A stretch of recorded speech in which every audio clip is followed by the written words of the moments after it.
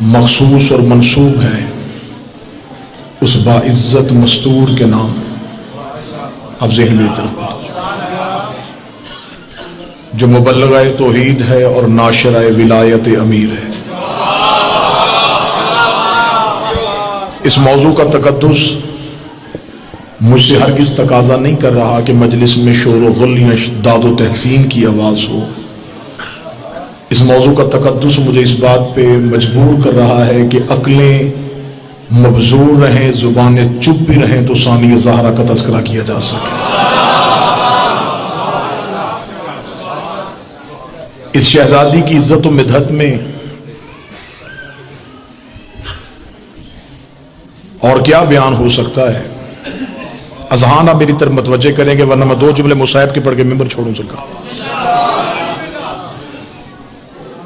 کیا کہنے اس باعزت مستور کے کہ کائنات کی مکمل ترین مستور کا نام زہرا ہے. اتنی مکمل کتاب ہے سیدہ، اتنی مکمل حیات ہے سیدہ. حوا سب سے پہلی مستور ہے لیکن حوا مکمل نہیں ہے. مریم بہت باعزت مستور ہے لیکن مریم بھی نامکمل ہے. سارا و آسیہ بھی نامکمل ہے. جو خاموش ہیں میں ان مستورات یہ باعزت ہیں، ان کی عظمت کا قائل ہوں، لیکن حوا نہیں بتا سکتی کہ باپ کا احترام کیا ہے. مریم نہیں بتا سکتی کہ شوہر کا احترام کیا. آسیہ نہیں بتا سکتی کہ شوہر صاحب ایمان ہو تو کیسے چھوتے. کیا کہنے سیدہ تیری عظمت و رفت کے باپ نبی ہے، شوہر علی ہے، بیٹے حسنین جیسے. اتنی مکمل ہے سیدہ کہ اس کی حیات میں کوئی گوشہ خالی نہیں. اتنی مکمل ہونے کے بعد بھی جس نے اس کی تکمیل کی اسے زینب کہتے ہیں. اس سیدہ کے اسم مقدس کے ساتھ آپ ایک لقب یاد کرتے، ثانی زہرا. اس کا مطلب کیا ہے؟ زہرا کے بعد زہرا. زہرا کے بعد زہرا. پہلا ہی جملہ اتنا بہترین ہے کہ حق سماعت میں مجمع کھڑا بھی ہو جائے تو پھر بھی جملے کا قد بہت وزنی ہے. اتنی مکمل ہے میری شہزادی بنت علی کہ یہ زہرا کے بعد زہرا ہوئی لیکن کوئی زینب کے بعد زینب نہیں ہو سکتی. کسی مستور کی القابات میں کوئی لقب نہیں ثانی زینب. ثانی زہرا ہے لیکن ثانی زینب نے. میری مجبوری ہے کہ آج کا دن میری شہزادی کا ہے، میں مکمل گفتگو اپنی باعزت شہزادی پہ کرنا چاہتا ہوں. اتنی بہترین قرآن کی آیت اس شہزادی کی عزت کے لیے میں نے تلاوت کی ہے سورہ الاحزاب میں، آیت کا نمبر 72 ہے. خدا کہہ رہا ہے کہ جب ہم نے آسمان، زمین اور پہاڑوں کے سامنے اس وزن کو پیش کیا تو انہوں نے اٹھانے سے انکار کر دیا.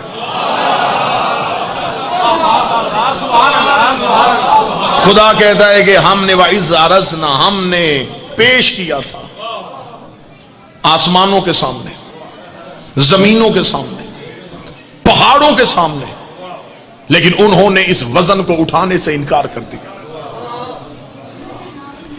بہترین مضبوطی کی علامت پہاڑ سمجھا جاتا ہے، جو اپنی ثابت قدمی اس کی نشانی ہے، لیکن پہاڑوں نے بھی انکار کر دیا. بار الہی ہم یہ وزن نہیں اٹھا سکتے. زمین قائم ہو چکی تھی، زمین نے انکار کر دیا.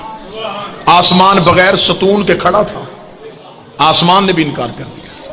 ہم یہ وزن اٹھا نہیں سکتے، ہم سے یہ وزن برداشت نہیں ہوگا. جب امام سے پوچھا گیا مالک یہ کون سا وزن ہے، فرمایا یہ امامت و ولایت کا وزن ہے. امامت اور ولایت ایسا وزن ہے جسے نہ زمینوں نے برداشت کیا تھا، نہ آسمان نے برداشت کیا تھا، نہ پہاڑوں نے برداشت کیا تھا. ایک لمحہ میں نے نہ اپنا ضائع کیا، نہ آپ کا ضائع کیا. کہ آج کا دن اتنا مخصوص ہے کہ اس شہزادی پہ آنکھیں بند کر کے اتنا پڑھا جائے کہ اس بی بی کی عزت و عظمت اور رفت میری قوم کے نوجوانوں بچوں کے ذہنوں میں نقش ہو جائے۔ خدا نے کہا نہ پہاڑ امامت کا وزن اٹھا سکے، نہ زمینیں امامت کا وزن اٹھا سکی، نہ آسمان امامت کا وزن اٹھا سکے۔ دو ہستیاں مجھے یہ بوجھ اٹھاتی ہوئی نظر آئی ہیں، ایک فتح مکہ میں محمد نے علی کا اٹھایا تھا، ایک کربلا میں زینب نے سجاد کا اٹھایا تھا۔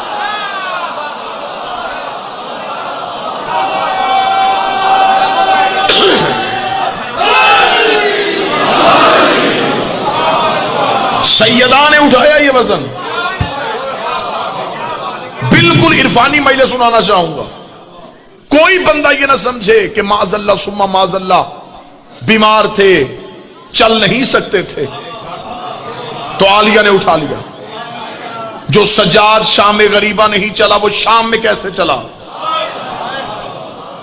کیونکہ اس بی بی کی مکمل زندگی مصیبت ہے اور مجھے مصائب میں سے بی بی کے فضائل نکال لیں۔ یہ نہیں تھا کہ سید الساجدین بیماری کی وجہ سے چل نہیں سکتے تھے۔ عالیہ نے اگر جلے ہوئے خیموں سے جان بچانا مقصود ہوتی تو شہزادی پہلے بچوں کو اٹھاتی۔ سجاد کو اس لیے اٹھایا کہ سجاد نہیں اٹھا رہی، بار امامت کو اٹھا رہی ہے، وزن امامت کو اٹھا رہی ہے۔ خدا نے قرآن میں کہا تھا کہ اے میرا محمد، ہم نے تیری بوجھ سے وہ وزن ہٹا نہیں لیا جس نے تیری کمر کو جھکایا ہوا تھا۔ وہ کون سا بوجھ تھا؟ وہ علی کی ولایت کا بوجھ تھا۔ خدا کہتا ہم نے تجھے علی کی ولایت کا بوجھ اٹھا لیا، ہم نے وہ بوجھ ہٹا دیا، وہ بوجھ ہٹا دیا، وہ بوجھ ہٹا دیا۔ جملہ مجھے مجبور کر رہا ہے کہ میں یہیں پہ رک جاؤں۔ جو بوجھ اللہ نے محمد سے ہٹایا تھا زینب نے اٹھا لیا۔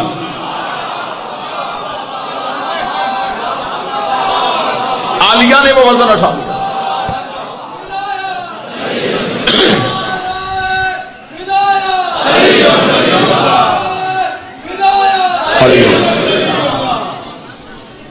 اس شہزادی کو صرف بہادر نہ کہا جائے، بہادر اس بی بی کے نام کے ساتھ کبھی بھی منسوب نہ کرنا۔ بہادری مرد کا زیور ہے۔ اس بی بی کو شجاع کہا جائے۔ بہادر میں اور شجاع میں فرق ہے، بڑا بہترین فرق سمجھا دیتا ہوں۔ جو خطروں سے لڑے اسے بہادر کہتے ہیں، جو خطروں کو ہٹائے اسے شجاع کہتے ہیں۔ علی خطروں سے لڑتے رہے ہیں، عالیہ نے خطروں کو ہٹا دیا ہے۔ ذہن میں بس ایک اتنا بہترین ایک بنیاد رکھنے لگا اور بڑی وزنی بنیاد رکھنے لگا۔ میں نے پہلے کہا تھا کہ مجھے اس شہزادی کی مصیبت سے بی بی کے فضائل نکالے۔ جن 9 لاکھ بھیڑیوں نے اصغر کو قتل کر دیا تھا، انہوں نے سجاد کو کیوں چھوڑا؟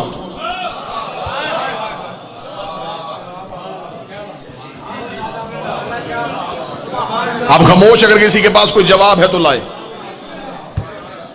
جنہوں نے قاسم کو مار دیا تھا، باقر کو کیوں چھوڑا؟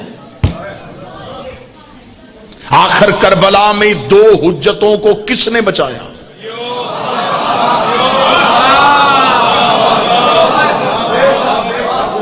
کربلا میں حسین پہ قربانی دینے کا جذبہ ہر کسی کے پاس تھا۔ میری قوم کے مزاج ابھی اس باتوں کے لیے تیار ہی نہیں کیے گئے جن باتوں کو منبر سے بیان ہونا چاہیے۔ جنہوں نے اصغر کو نہیں چھوڑا، سجاد کو کیسے چھوڑا؟ انہوں نے باقر کو کیسے چھوڑا؟ انہوں نے چھوڑا نہیں، کسی نے بچایا۔ کس نے بچایا؟ مجھے علی کی عزت کی قسم، عباس سے زیادہ ڈر تھا کربلا میں زینب کا، عباس سے زیادہ خوف تھا کربلا میں زینب کا۔ میں جملہ پڑھوں اور حق سماعت مجمع نے ادا کرنی ہے، کتنا زیادہ ڈر تھا علی کی بیٹی کا کہ جناب سیدہ کو جب علی کو قید کیا گیا تھا تو بی بی نے صرف ایک جملہ کہا تھا کہ اگر میں اپنے سر کے بال کھولوں گی تو تمہیں بددعا کروں گی۔ بی بی نے بددعا کا نام لیا تھا اور انہوں نے علی کے ہاتھوں سے رسیاں کھول دی تھی۔ صرف فاطمہ نے اتنا کہا تھا میں بددعا کروں گی۔ شام غریبہ زینب نے کہا اگر سجاد کو ہاتھ لگایا میں قیامت لے آؤں گی۔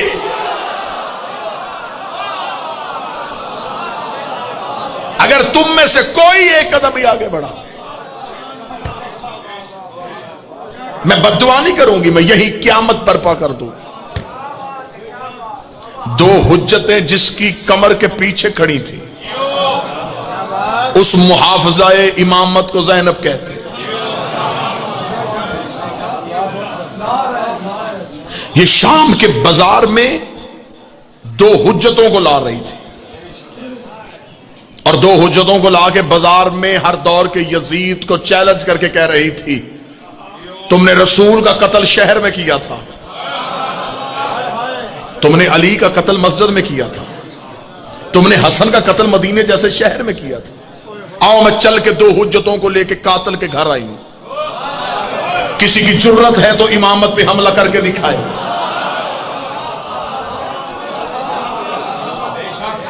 شام غریبہ سے لے کے واپسی رہائی تک ایک ہی ڈر یزیدیوں پہ رہا ہے، وہ علی کی بیٹی کا رہا۔ آپ نہ سمجھیے گا، میں کبھی اس انداز سے بھی عالیہ کا سفر سنیے گا، مجبور ہو کے نہیں چل رہی، مختار ہو کے چل رہی ہے۔ صرف یہ نہیں ہے کہ مجبور ہے شہزادی، مختار ہے میری شہزادی۔ ملاؤن کے دربار میں پہلا خطبہ جو دیا، یزیدیت کی دھجیاں اڑا دی بی بی نے۔ ملاؤن کے دربار میں شہزادی کھڑی ہوئی ہے اور اس کمینے نے تخت پہ بیٹھ کے کہا، علی کی بیٹی، تیرا بھائی میرے اختیار کو نہیں مانتا تھا، حسین میرے اختیار کو مانتا، میں کبھی حسین کو قتل نہ کرتا۔ اتنا کہنا تھا، شہزادی نے رسیوں سے سر اٹھایا، سر اٹھا کے دی، میں تم سے گفتگو کرنا چاہتی ہوں لیکن تیرے دربار میں روشن دانوں سے شور آ رہا ہے، تھوڑی دیر کے لیے شور روک تاکہ میں تم سے کلام کر سکوں۔ یزید کہہ کا مار کے کہتا، شور کیسے روکوں؟ فرما دی، کہاں ہے تیرا اختیار؟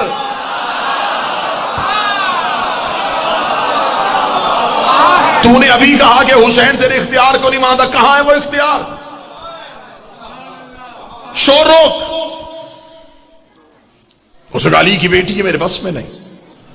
بیوی کا، تیرے دربار میں سپاہی کڑے ہیں، سپاہی گھوڑوں پہ سوار ہیں، گھوڑے اپنے سم اٹھا کے زمین پہ رکھ رہے ہیں، سموں کا شور آ رہا ہے، گھوڑوں پہ سم روک۔ یزید دیکھ لگا، علی کی بیٹی کیا کہہ رہی ہے، میں یہ بھی نہیں روک سکتا۔ بی بی کا جملہ سننا، شہزادی دیکھ کے کہتی، تیرے جانور بھی تیرے اختیار میں نہیں ہے،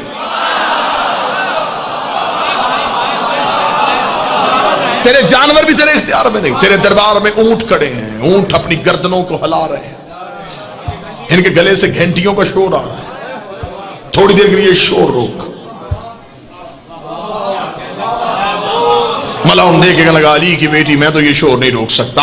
4 قدم بی بی آگے بڑی، بڑھ کے کہتی، پھر میں تمہیں اپنا اختیار دکھاؤں؟ تو تخت پہ ہے، تو تاج پہن کے ہے، تو دربار سجا کے بیٹھا ہے، تو بیعت کروا کے بیٹھا ہے، تو سپاہیوں کے گھمنڈ میں بیٹھا ہے، تو لشکر میں بیٹھا ہے، بظاہر تو نے ہمیں رسیاں پہنائی ہوئی ہیں، ہمیں قید کر کے لے کے آیا، اور تو کہہ رہا ہے کہ ہم تیرے اختیار کو نہیں مانتے۔ یہ کہہ کے بی بی 4 قدم آگے، اسکت، خاموش۔ اتنا کہنا تھا، روشن دانوں میں ہوا رک گئی۔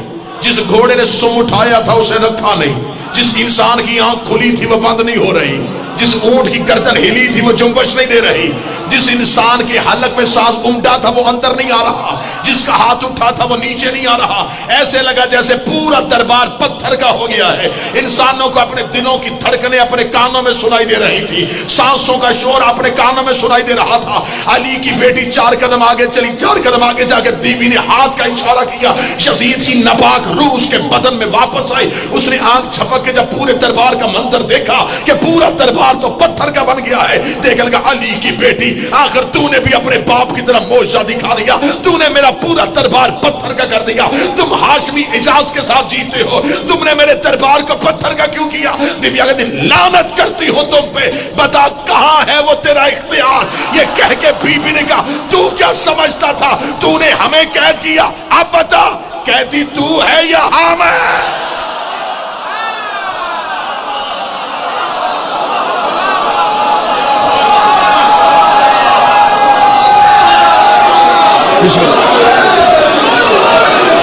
اب بتا، قیدی تو ہے کہ ہم ہیں؟ سیدہ کا اگلا جملہ، میرے ہاتھ میں سونے کا قلم ہو، میں کعبے کی پیشانی میں لکھوں۔ بیوی نے کہا، ہم تیرے قیدی نہیں، ہم مشیت کے قیدی ہیں۔ کیا سمجھتا ہے تو ہمیں شام لایا ہے؟ اس نے ہمیں شام بھیجا ہے۔ تو جنگل میں قتل کرنے آیا تھا حجت کو، میں 2 حجتیں لے کے تیرے گھر آئی ہوں۔ تو نے 9 لاکھ اکٹھا کیا تھا نا، لے میں امامت کو لے کے آئی ہوں۔ اگلا جملہ بی بی کے خطبے کا اتنا بہترین، بی بی نے کہا قتل حسین تیرا مقصد نہیں، حسین کی آرزو تھی۔ ہائے ہائے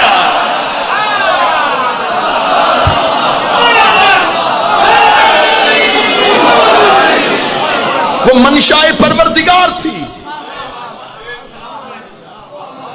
وہ ارادہ خدا بندی تھا۔ اگر تو اپنی طاقت آزمانا چاہتا ہے تو دیکھ سجاد قیدی ہے۔ یہ جو بار بار مولا سجاد کو زندان سے اٹھا کے دربار میں بلاتا تھا، یہ کیوں بلواتا تھا؟ صرف دیکھنے کے لیے کہ قیدی ہی ہے نا۔ اتنا ڈر تھا مولا سجاد کا شام کے زندان میں یزید پہ، یہ آنکھ بند کر کے سو نہیں سکتا تھا۔ استاد قمر جلالوی نے کہا تھا بستر جو مخملی تھا اسے خار کر دیا، سونا فرعون شام کا دشوار کر دیا، نیند اس کی باندھ کے زنجیر پا کے ساتھ سجاد نے یزید کو بیمار کر دیا۔